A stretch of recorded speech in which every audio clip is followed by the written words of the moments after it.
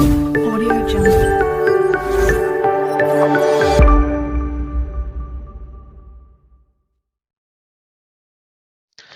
Hello everyone, welcome to my YouTube channel education plus. आज हम लोग क्लास 10th का फर्स्ट चैप्टर कंटिन्यू कर रहे हैं, रियल नंबर। ठीक है, रियल नंबर बेसिकली क्या है, फर्स्ट चैप्टर है तो ज़्यादा बड़ा चैप्टर नहीं है, छोटा सा चैप्टर है, मेनली थियोरेटिकल है और हल्का फुल्का कुछ क्वेश्चन है। चलिए बढ़ते हैं आगे। फर्स्ट है, रियल नंबर अगर आखिर होता क्या है रियल नंबर। ठीक है, रियल नंबर क्या चीज़ है। रियल नंबर क्या है, एक समझ लो एक कलेक्शन सेट है जिसमें अगर मान लें कि अगर ये एक बॉक्स है। ठीक है, ये एक बॉक्स है, अगर इसमें हम लोग क्या इरेशनल वाला पार्ट, इरेशनल नंबर को और क्या है रेशनल नंबर को दोनों को अगर डाल दें तब जो बनेगा उसको क्या बोलते हैं, रियल नंबर। रियल नंबर ये कह रहा है all rational number and irrational number are called real number. अब है कि अब रेशनल नंबर आखिर क्या चीज़ है। ठीक है, वैसा नंबर, ठीक है, जिसको हम लोग p बाय क्यू के फॉर्म में लिख सकते हैं।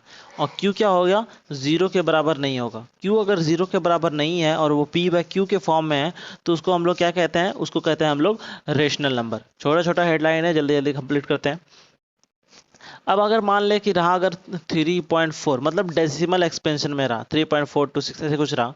ठीक है, तो अब उसको हम लोग कैसे पहचानेंगे। अगर मान ले कोई नंबर है जिसको डिवाइड करने पे रिमाइंडर जीरो आ रहा है।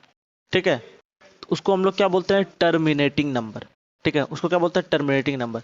अगर रिमाइंडर क्या होगा, जीरो के बराबर अगर नहीं होगा, उसको क्या बोलेंगे, non terminating number. Non terminating number. ठीक है, अच्छा जीरो नहीं आ रहा है तो फिर क्या आ रहा है क्वेश्चन में, तो क्वेश्चन तो हर वक्त बढ़ता ही रहता होगा। ठीक है, मान लें अगर क्वेश्चन कुछ ऐसे बढ़ते जा रहा है, 3623232323 ऐसे बढ़ते जा रहा है, ये वाला पार्ट रिपीट करते जा रहा है, इसको बोलते हैं हम लोग क्या बोलते हैं, रेकरिंग। इसको बोलते हैं रेकरिंग, जो पार्ट रिपीट होने लगता है जिसमें, उसको बोलते हैं रेकरिंग। अगर कोई नंबर है जिसको डिवाइड करने पे रिमाइंडर जीरो नहीं आ रहा है, पर लेकिन उसका क्या हो रहा है, क्वेश्चन में कुछ पार्ट खुद को रिपीट करते जा रहा है, तो उसको क्या बोलते हैं, रेकरिंग। ठीक है, मतलब कि कोई नंबर जो नॉन टर्मिनेटिंग हो प्लस रेकरिंग हो तो उसको क्या बोलते हैं, रेशनल नंबर। अब इरेशनल नंबर क्या है, जिसको अगर हम लोग p बाय क्यू के फॉर्म में, p बाय क्यू के फॉर्म में अगर नहीं लिख सकते हैं, ठीक है, जिसको p बाय क्यू के फॉर्म में इज नॉट रिटन, जिसको p बाय क्यू के फॉर्म में हम लोग नहीं लिख सकते हैं, वो क्या कहलाता है, इरेशनल। अगर डेसिमल एक्सप्रेशन की बात करें, अगर कोई नंबर है जिसको डिवाइड करने पे जीरो, तो जाहिर सी बात है अगर जीरो अगर आ गया तो वो तो रेशनल वाले में चले जाएगा। अगर जीरो रिमाइंडर में अगर जीरो आ गया तो रेशनल वाले पार्ट में चल जाएगा। रिमाइंडर क्या रहा, अगर जीरो नहीं आया, ठीक है, वो मतलब नॉन टर्मिनेटिंग हो गया। अगर नॉन टर्मिनेटिंग है, अगर उसका क्वेश्चन में क्या हो रहा हो, 3.23233, ये पार्ट अगर रिपीट कर रहा हो तो ये क्या हो जाएगा, रेकरिंग हो जाएगा, ये भी रेशनल में चले जाएगा। तो बचा क्या, कि अगर मान लें क्वेश्चन में क्या हो रहा है, 3.23237497283, मतलब कुछ भी आ रहा है, ठीक है, जिसका कोई पैटर्न नहीं हो रहा है, कोई रेकरिंग वगैरह नहीं हो रहा है, मतलब कि खुद को कोई चीज़ रिपीट नहीं कर रहा हो, तो वो क्या हो जाएगा, नॉन रेकरिंग हो जाएगा। तो वैसे नंबर को क्या बोलते हैं, इरेशनल नंबर। अब कुछ हेडिंग है कि अब नेचुरल नंबर क्या होता है, होल नंबर क्या है, इवन नंबर क्या है, ऑड नंबर क्या है। ठीक है, वन से जो नंबर स्टार्ट होता है, काउंटिंग नंबर, यानी कि 1 2 3 4 5 6 से लेके पूरा इन्फिनिटी तक, इसको क्या बोलते हैं हम लोग, नेचुरल नंबर। Natural number. ठीक है, मतलब वन से जो स्टार्ट होता है, 1 2 3 4 5 6 7 नंबर, ये क्या है, नेचुरल नंबर है। अगर होल नंबर क्या है, इसी में सिर्फ अगर जीरो लगा दें तो ये क्या हो जाएगा, ये हो जाएगा होल नंबर, 5 6 7। ठीक है, ये क्या हो जाएगा, होल नंबर, होल नंबर, ये हो क्या, होल नंबर। ठीक है, अब रहा कि अब इवन नंबर किसको कहते हैं। इवन नंबर किसको कहते हैं, जो दो से डिविजिबल हो। क्या होगा, number which are divisible by two are called even number. ठीक है, उसको कहते हैं हम लोग इवन नंबर।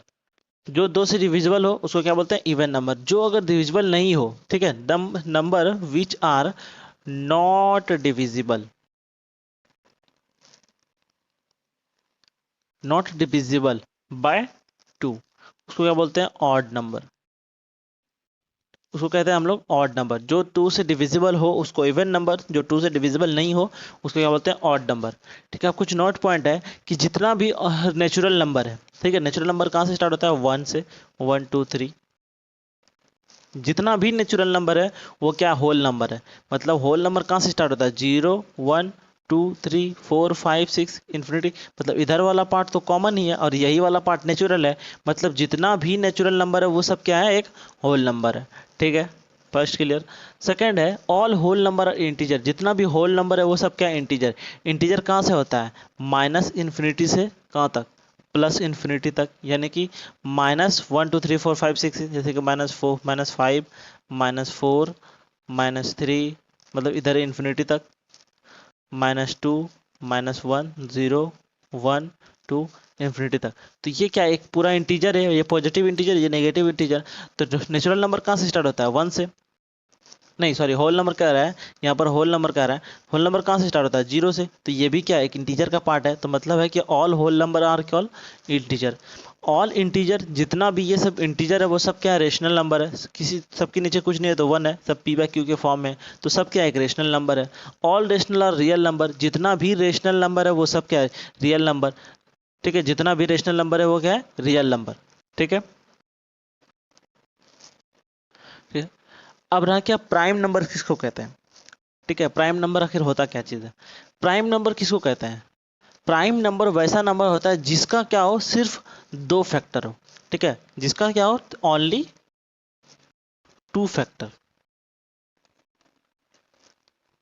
जिसका सिर्फ 2 फैक्टर हो। जैसे कि मान लें कि 3 है, इसका क्या क्या फैक्टर होगा, 1 होगा और 3 होगा। जैसे 5 है, क्या होगा 1 और 5। जिसका सिर्फ 2 ही फैक्टर हो उसको क्या बोलते हैं हम, प्राइम नंबर। तो यहाँ पर कह रहा है कि the natural number greater than 1, जो 1 से बड़ा हो, विच आर डिविजिबल बाय 1, 1 से डिवाइड हो, एंड इटसेल्फ, जो खुद से डिवाइड हो, आर कॉल्ड प्राइम नंबर। जो 1 से बड़ा हो और 1 से डिविजिबल हो और खुद से डिविजिबल हो उसको क्या बोलते हैं, प्राइम नंबर। प्राइम नंबर का कितना फैक्टर होता है, 2 फैक्टर। जैसे एग्जाम्पल यहाँ लिखा हुआ है 2 3 5 7 11। ठीक है, ये सब क्या है, प्राइम नंबर का एक क्या है, एग्जाम्पल है। अब सेकेंड है कि कंपोजिट नंबर किसको कहते हैं। कंपोजिट नंबर वैसा नंबर होता है जिसका फैक्टर 2 से ज़्यादा हो। ठीक है, जिसका फैक्टर 2 से ज़्यादा हो उसको क्या बोलते हैं, कंपोजिट नंबर। जैसे कि मान लें 8 है, 8 का क्या क्या फैक्टर हो सकता है, 8 का फैक्टर हो सकता है 1 2 4 8। इसका 2 से ज़्यादा फैक्टर है, मतलब कि जिसका फैक्टर 2 से ज़्यादा हो उसको क्या बोलते हैं हम लोग, कंपोजिट नंबर। क्या कह रहा है, the natural number which are divisible by 1, जो क्या 1 से डिविजिबल हो। ठीक है, एंड इटसेल्फ, खुद से डिविजल हो, और कोई दूसरे नंबर से डिविजल हो, उसको क्या बोलते हैं हम लोग, कंपोजिट नंबर बोलते हैं। जैसे एग्जांपल है 4 6 8 9 10 12 16 20। ये सब क्या है, किसका एग्जांपल है, कंपोजिट नंबर है। अब इसी में आता है कि आप को प्राइम नंबर्स किसको कहते हैं, को प्राइम नंबर्स। ठीक है, को प्राइम नंबर वैसा होता है जिसका फैक्टर सिर्फ क्या हो, कॉमन फैक्टर सिर्फ 1 हो। ठीक है, वैसा कॉमन फैक्टर, जैसे वैसा नंबर जिसका कॉमन फैक्टर सिर्फ 1 हो। जैसे फॉर एग्जांपल 3 और 7, इसका जिसका कॉमन फैक्टर सिर्फ 1 होगा वही को प्राइम होगा। जैसे कि इसका कॉमन फैक्टर क्या है, 3 का फैक्टर क्या है 1 और 3, 7 का क्या है 1 और 7। और हम लोग एचसीएफ में क्या लिखते हैं, सबसे पहले कॉमन फैक्टर देखते हैं। कॉमन फैक्टर क्या है, कॉमन फैक्टर 1 है और एचसीएफ क्या है 1 होगा। मतलब कि जिसका एचसीएफ 1 होगा उसको क्या बोलते हैं, को प्राइम नंबर। ये बात याद रखेंगे जो हम लोग का भी आगे जब हम लोग प्रूफ करेंगे कि √2 is irrational, √3 is irrational, √5 is irrational, तो वहाँ पर हम लोग का ज़रूरत पड़ेगा कंपोजिट नंबर, हम लोग मानेंगे। ठीक है, समझ गए कि कंपोजिट नंबर किसको कहते हैं, को प्राइम नंबर किसको कहते हैं। अब रहा कि फंडामेंटल थ्योरी ऑफ अर्थमेटिक्स किसको कहते हैं, fundamental theory of arithmetics number. ठीक है, तो दुनिया में जितना भी प्राइम नंबर्स है, ठीक है, जितना भी प्राइम नंबर क्या क्या हुआ, 3 हो गया, 5 हो गया, 7 हो गया, ठीक है, 11 हो गया, ये सब क्या प्राइम नंबर। दुनिया में प्राइम नंबर और जो दूसरा है जिसको कंपोजिट नंबर बोले, यानी कि अदर देन प्राइम नंबर, जैसे कि 8 हो गया, 16 हो गया, 20 हो गया, ठीक है, मतलब अदर देन प्राइम नंबर। तो ये फंडामेंटल थ्योरी ऑफ अर्थमेटिक्स कहता है कि अदर देन प्राइम नंबर जो भी है उसको भी हम लोग प्राइम नंबर्स के फॉर्म में लिख सकते हैं। ठीक है, मान लें अगर हम लोग 8 को लिखते हैं तो 8 क्या है, एक एक कंपोजिट नंबर है। ठीक है, अगर जैसे हम इसको फैक्टर लिखेंगे तो इसका क्या लिखेंगे, 2 × 2 × 2, 2 दूनी 4, 4 दूनी 8, ठीक है। मतलब इसको हम लोग, ये सब क्या है, 2 एक प्राइम नंबर है, ये भी प्राइम नंबर, ये भी प्राइम नंबर। मतलब कि हम लोग दुनिया में जितना भी कंपोजिट नंबर है, यानी कि अदर देन प्राइम नंबर जो भी है, सबको हम लोग प्राइम के फॉर्म में लिख सकते हैं। ठीक है, यही फंडामेंटल थ्योरी ऑफ अर्थमेटिक है। इसका इस्तेमाल हम लोग किस में करते हैं, इसका इस्तेमाल हम लोग करते हैं किसी दो पॉजिटिव इंटीजर का हम लोग एचसीएफ या एलसीएम निकालने के लिए। ठीक है, इरेशनल प्रूफ करने के लिए। ठीक है, determine the nature of decimal expansion of rational number. ठीक है, समझ गए आप लोग तीनों पार्ट। किसी भी नेचर निकालना हो कोई भी डेसिमल एक्सपेंशन का और या फिर रेशनल नंबर का, ठीक है, तो उसके लिए हम लोग इस्तेमाल करते हैं। अब नेक्स्ट है, अब हमारे पास क्वेश्चन है कि हमको एचसीएफ और एलसीएम निकालना है किसका, ये दोनों नंबर का। तो सबसे पहले हम लोग क्या करते हैं, प्राइम फैक्टराइजेशन करते हैं। प्राइम फैक्टराइजेशन हम लोग सबसे पहले करते हैं 96 का। 96 का करेंगे 2, 48, 2 दूनी 4, 24, 2 का 2, 2 दूनी 4, 2 6 के 12, 2 3 6, 3 1 3। तो इसको क्या लिखेंगे हम लोग यहाँ पर लिखेंगे हम लोग 2 कितना, 1 2 3 4 5, यानी 2⁵ इंटू ये कितना है 3। ये हो गया 96 का प्राइम फैक्टराइजेशन। ठीक है, अब 404 का हम लोग प्राइम फैक्टराइजेशन करते हैं तो क्या होगा, 2 से करेंगे, 2 2 जा 4, 0, 2 2 जा 4, फिर 2 1 जा 2, 0, 2 1 जा 2, और ये क्या हो जाएगा 101, यहाँ पर हो जाएगा 1। तो इसका प्राइम फैक्टराइजेशन क्या होगा, 2⁵2 इंटू 101, ये हो गया इसका। और हम लोग को सबसे पहले क्या लिखना है, एचसीएफ। ठीक है, एचसीएफ लिखना है। एचसीएफ में हम लोग क्या लिखते हैं, ठीक है, मतलब एचसीएफ हमको निकालना जब रहता है तो हम लोग कॉमन फैक्टर लेते हैं। सबसे पहले कॉमन फैक्टर क्या क्या है इसमें, 2 है, दोनों में कॉमन 2 है। ठीक है, जब हम लोग एचसीएफ लिखते हैं, जब हम लोग एचसीएफ निकालते हैं तो हम लोग कॉमन फैक्टर वाले में हम उसको इस्तेमाल करते हैं जिसका पावर क्या हो, कम हो। तो सबसे पावर किसका कम है, 2⁵5, और 2⁵2 में से पावर किसका कम है, 2⁵2 का। यहाँ पर होगा 2⁵2, जो आंसर होगा 4। अब रहा कि एलसीएम। एलसीएम कैसे निकालते हैं, एलसीएम निकालने में हम लोग क्या करते हैं, सबसे पहले हम लोग कॉमन फैक्टर लिखते हैं। कॉमन फैक्टर में हम लोग वही लिखते हैं जिसका पावर जो सबसे ज़्यादा रहता है उसको लिखते हैं। कॉमन फैक्टर क्या है इसमें, 2 है, 2 यहाँ भी है, 2 यहाँ भी है, जिसका पावर ज़्यादा रहता है उसको हम लोग लिखते हैं 2⁵5। जो कॉमन फैक्टर तो लिख लिया, ठीक है, कॉमन फैक्टर लिख लिए, जो बच गया बाकी सब उसको भी लिख देते हैं। तो बचा क्या इसमें, 3 बच गया और 101 बच गया, तो 101 इंटू 3। इसको जैसे ही हम लोग सॉल्व करते हैं तो सॉल्व करने पे हम लोग का क्या आता है, 96। ठीक है, ये सॉल्व करने पे ये आता है। अब हम लोग का नेक्स्ट क्वेश्चन है कि हम लोग को 3 नंबर का क्या करना है, प्राइम फैक्टराइजेशन करना है। उसके बाद प्राइम फैक्टराइजेशन मेथड से एचसीएफ और एलसीएम निकालना है। तो सबसे पहले हम लोग फर्स्ट नंबर का निकालते हैं, 6, 2 3 जा 6, 3 1 जा 3, मतलब 2 इंटू 3। ठीक है, नेक्स्ट है 72। इसको प्राइम फैक्टराइजेशन हम लोग जैसे करेंगे तो क्या हो जाएगा, 2 3 6, 2 6 के 12, 2 1 2, 2 8 16, 2 9 18, 3 3 9। ठीक है, इसका क्या होगा, 2⁵ कितना है, 1 2 3, 2⁵3 इंटू यहाँ कितना बच गया, 3⁵2। ठीक है, अब नेक्स्ट है 120 का। ठीक है, अब 120 का क्या होगा, 120 का हम लोग प्राइम फैक्टराइजेशन करेंगे जैसे ही, तो 2 6 के 12, 0 60 हो गया, 30 हो गया यहाँ पर, और फिर यहाँ पर क्या हो जाएगा, 15 हो जाएगा, यहाँ पर 3 5 हो जाएगा, सॉरी यहाँ पर 5 1 जा 5, और इसका क्या हो गया 2 raised to the power 3 into 5।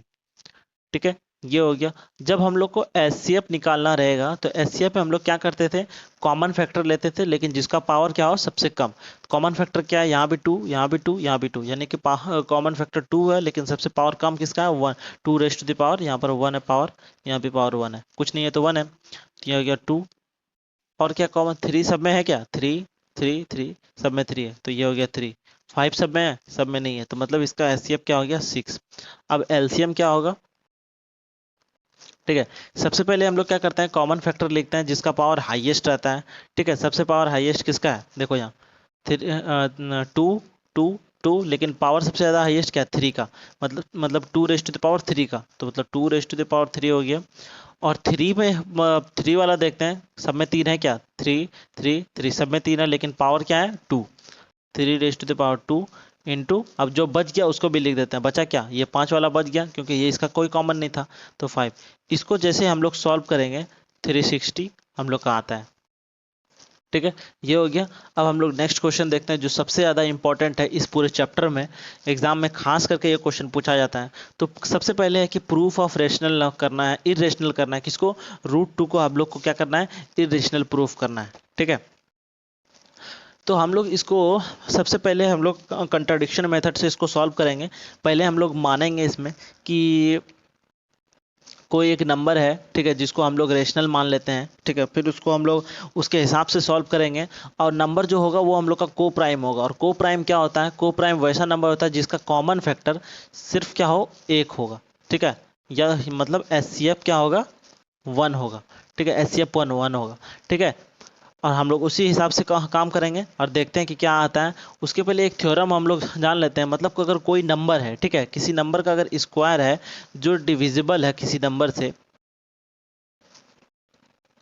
Divisible मतलब किसी नंबर से मान लेते हैं कि 2 से डिविजिबल है, मतलब एक्स स्क्वायर अगर डिविजिबल बाय 2 है, तो इसका मतलब है एक्स जो होगा ये ऑल्सो क्या होगा डिविजिबल होगा, डिविजिबल होगा 2 से।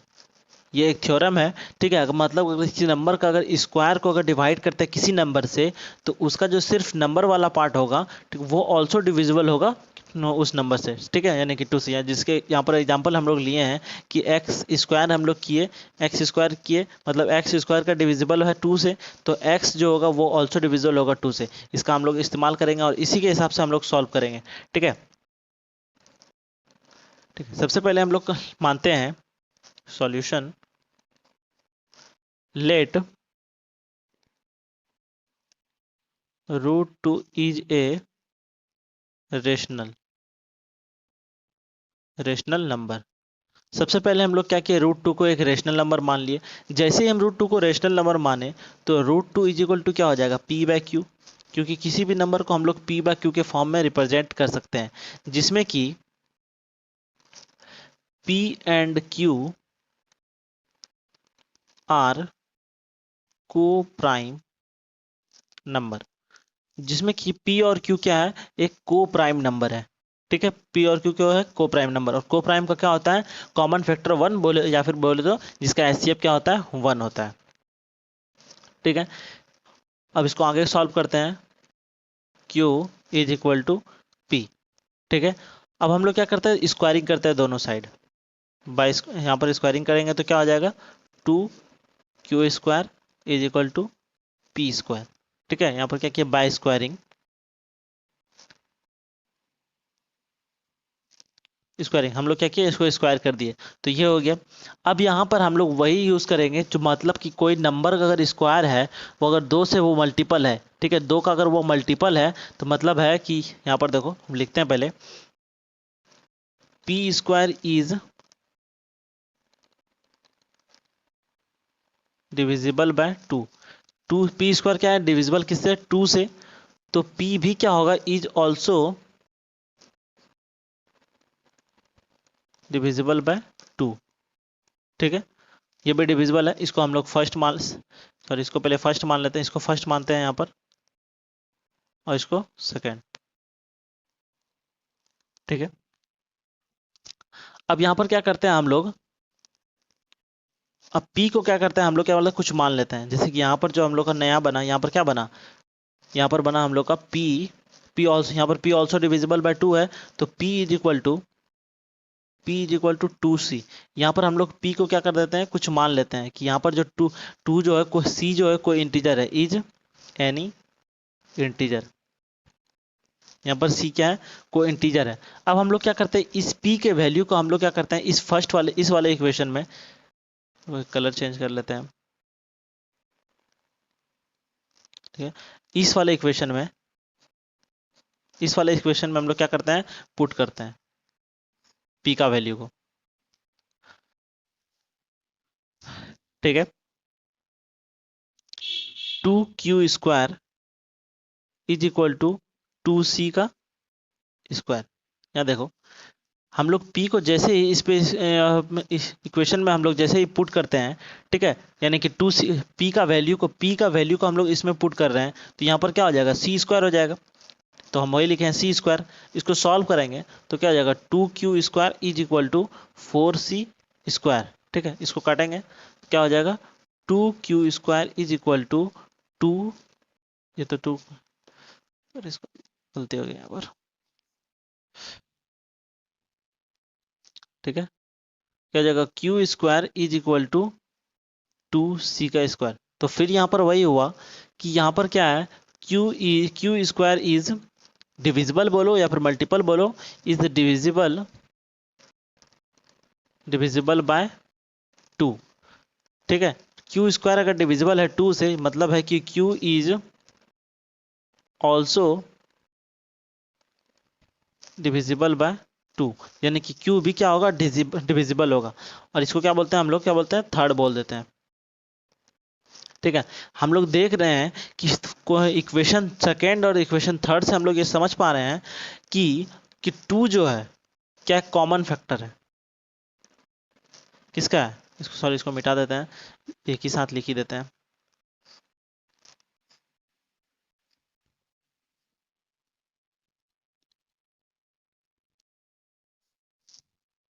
ठीक है। Now we see 2 is common factor of p and q। p और q का वो क्या है, कॉमन फैक्टर। लेकिन हम लोग स्टार्टिंग में क्या माने थे, p और q क्या है, देखो यहाँ पर p और q क्या है, एक को प्राइम नंबर है जिसका कॉमन फैक्टर सिर्फ 1 हो सकता है और कुछ भी नहीं हो सकता है। लेकिन यहाँ पर हो क्या रहा है, कॉमन फैक्टर 2 निकल रहा है, ठीक है। तो मतलब यहाँ पर कुछ प्रॉब्लम है, कुछ कंट्रोडिक्शन हो रहा है यहाँ पर, तो इसीलिए हम लोग समझ पा रहे हैं यहाँ पर कोई गलती हो रहा है। Therefore here contradiction occur, therefore √2 is irrational। कैसे, हम लोग स्टार्टिंग में √2 को क्या माने थे, रेशनल माने थे, और जो हम लोग क्या रेशनल मान के उसको हम लोग क्या कहते हैं कि जिसका इसका कॉमन फैक्टर सिर्फ यहाँ पर क्या हो सकता है, 1 हो सकता है। ये क्या है, को प्राइम है जिसका कॉमन फैक्टर सिर्फ 1 होता है, ठीक है। लेकिन हुआ क्या, यहाँ पर कॉमन फैक्टर इसका क्या निकला, 2 निकला, ठीक है। यानी कि 1 निकला, यानी कि इसका कॉमन फैक्टर 1 के अलावा भी निकल गया 2, ठीक है। जो हम लोग माने थे वो गलत हो गया, इसीलिए ये क्या है, एक इरेशनल नंबर है, ठीक है। अब सेकंड क्वेश्चन, थर्ड क्वेश्चन क्या है, मतलब कि एक और क्वेश्चन है, क्या हमको क्या करना है, √3 को इरेशनल प्रूव करना है। तो सेम प्रोसेस चलेगा। क्या करेंगे, सबसे पहले लेट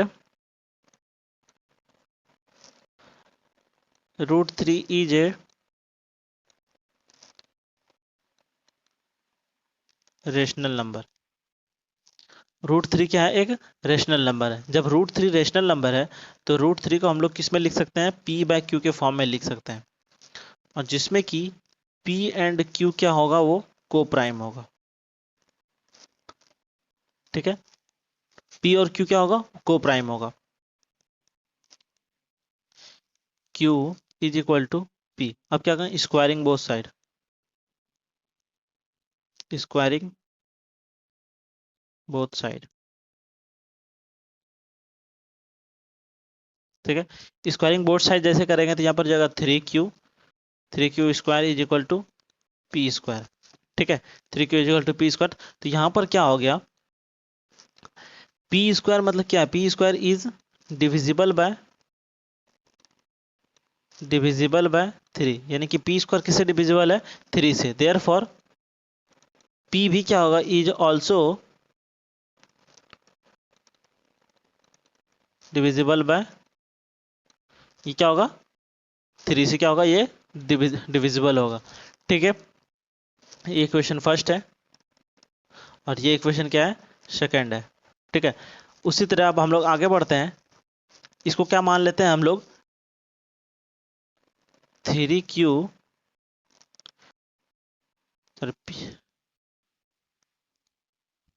नेक्स्ट पेज में चलते हैं हम लोग, ठीक है। नेक्स्ट पेज में हम लोग क्या लिखेंगे, p is equal to 3c। यहाँ देखो, जो हम लोग यहाँ पर ये जो निकाले थे, p is also divisible by 3, तो हम लोग 3 को क्या कि किसी नंबर से मल्टीप्लाई कर दिए, मान लेते हैं कि कोई नंबर c है, उससे मल्टीप्लाई कर दिए, ठीक है। यहाँ पर c क्या है, c is any integer, c क्या है, कोई इंटीजर है, ठीक है। अब जब हम इसका value put value of p in first, जैसे हम लोग p का वैल्यू अगर फर्स्ट में जैसे ही पुट करेंगे तो क्या हो जाएगा, 3q स्क्वायर, ठीक है। देखो यहाँ फर्स्ट में 3q स्क्वायर और p के जगह पे क्या हो जाएगा, p के जगह पे हो जाएगा c स्क्वायर, p के जगह पे हो जाएगा 3c का स्क्वायर। जैसे हम लोग इसको सॉल्व करेंगे, 3q square is equal to 9c square, ये इसको काट देगा तो ये कितना हो जाएगा, 3, मतलब है q square is equal to 3c square. यहाँ पर भी वही बात है, मतलब है कि q square is divisible by किसे, 2 से, 3 से, सॉरी। तो q भी क्या होगा, इज डिविजिबल बाय 3, ठीक है। अब यहाँ पर क्या होगा, एक प्रॉब्लम हो गया, कैसे प्रॉब्लम हो गया कि हम लोग q और p को क्या माने थे, को प्राइम माने थे, लेकिन यहाँ पर उसका कॉमन फैक्टर 3 भी क्या हो रहा है, 3 इज ऑल्सो, हियर वी सी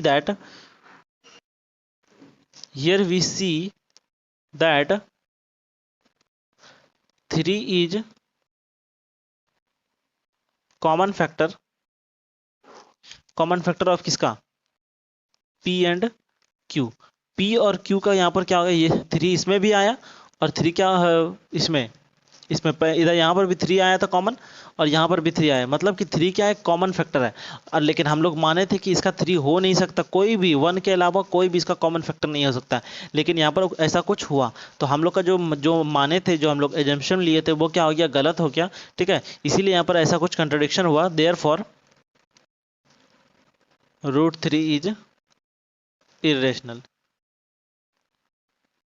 ठीक है। √3 क्या इसी वजह से क्या है, इरेशनल, क्योंकि हम लोग स्टार्टिंग में इसको क्या माने थे, रेशनल माने थे। स्टार्टिंग में हम लोग यहाँ पर क्या माने थे, इसको रेशनल नंबर माने थे, p और q को हम लोग को प्राइम माने थे, कि सिर्फ इसका क्या होगा, HCF क्या होगा, 1 ही हो सकता है, लेकिन ऐसा हुआ नहीं।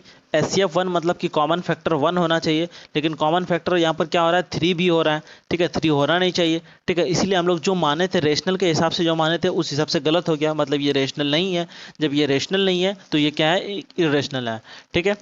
हम लोग का यहाँ पर चैप्टर पूरी तरह से कंप्लीट हो गया है, समझ में आया होगा, ठीक है। जो हम लोग इसमें इंपॉर्टेंट पॉइंट बताए हैं उसको याद होगा, ठीक है। हम लोग √2 और √3 ये वाला कितना इंपॉर्टेंट है बोर्ड पॉइंट व्यू से, ठीक है। आप लोग इसको अच्छे से याद कर लीजिएगा। याद करना मतलब ये प्रूफ ऐसा ही है जिसको आप लोग 3-4 बार नहीं बनाइएगा तो समझ में नहीं आएगा, ठीक है। इसीलिए कोशिश करिए कि ज़्यादा से ज़्यादा बनाएं और याद रहे। चलिए, थैंक यू वेरी मच।